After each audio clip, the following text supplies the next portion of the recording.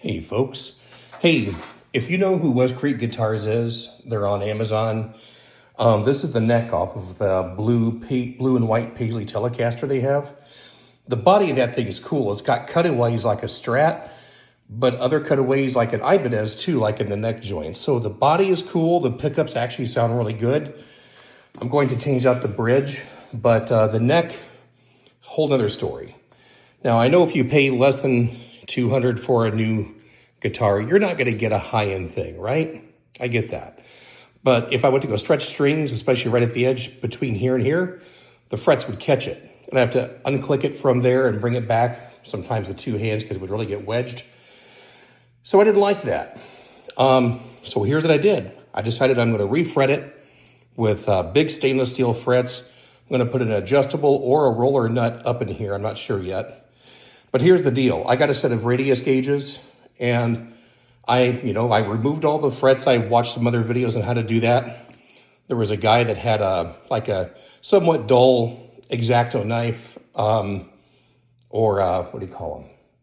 The retractable knives people keep for the garage. Anyway, I went in at an angle like this and put a gentle score on the inside, just under the very edge of each fret on both sides, leaning the blade over.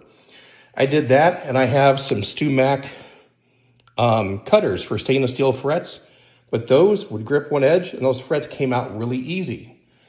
Now, I also bought a set of radius gauges to see what the radius is for your fretboard, right? And it's like a nice big set with like 10 plus different sizes. Up here to here, it was a 14-inch radius. By the time it reached here, it was 7 3/4 inch radius. Down here was a 12-inch radius, 14 again, and then who knows what the rest is.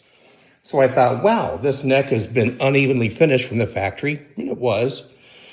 So I got myself a radius block. I figured just go down to a 16-inch radius, the same as my Ibanez is, and go from there.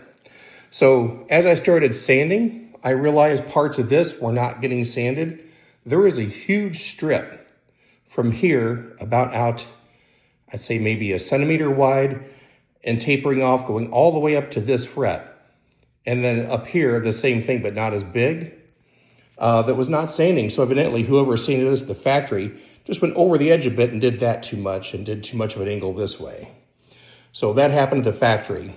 And then as I started sanding nice and even, I stopped after like 6 strokes. I thought, wait a minute, where's a straight edge? I put a straight edge on the neck, and about right here, the whole straight edge would rock like this. So there's a bit of a hump in the middle of the neck. It's not warped. It actually looks really good.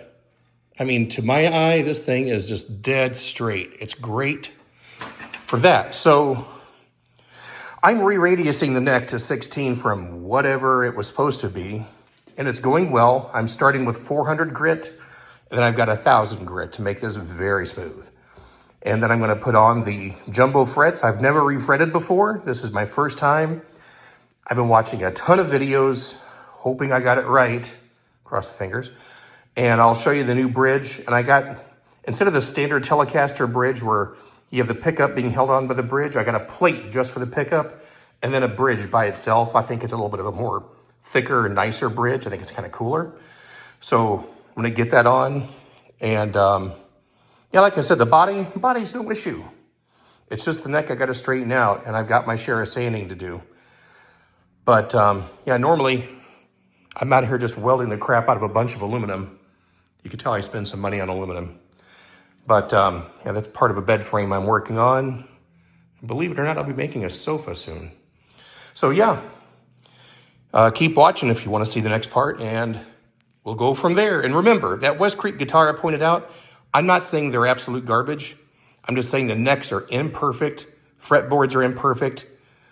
They're under $200, which is a smoking deal. And the body and the electronics in it are actually quite good. I just got the sanding block and some sandpaper. I think all in, those were $40, $50 for all 3 of these things. But then I also spent like $50 or $60 on StewMac stainless steel nippers. And they're really good. Man, those are some great nippers. And like another $50 something on a radius bender for the fret wire I've got. and maybe 20 bucks on fret wire all in. So yeah, I spent a little bit of money on it, but you know what? Here's the deal, people.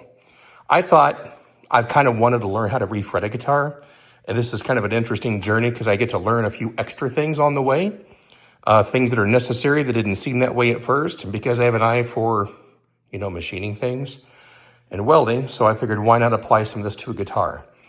And if I ruin the neck the way I see it, I can buy another neck for this. They're not impossibly expensive. They'll cost way less than the guitar did, unless I want to go all out and go Warmoth, which, I'll dream on. I spend all my money on aluminum, not guitar necks. But yeah, keep watching. There will be more to come.